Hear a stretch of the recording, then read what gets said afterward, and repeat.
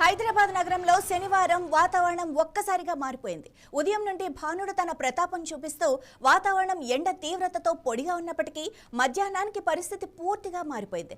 ఆకాశాన్ని ఒక్కసారిగా నల్లటి మబ్బులు కమ్మేసి నగరమంతటా దంచి కొడుతూ వర్షం కురిసింది. ఈ ఆకస్మిక వర్షంతో గత కొన్ని రోజులుగా తీవ్రమైన ఎండలు ఉక్కపోతతో మండిపోయిన భాగ్యనగరం ఒక్కసారిగా చల్లబడింది.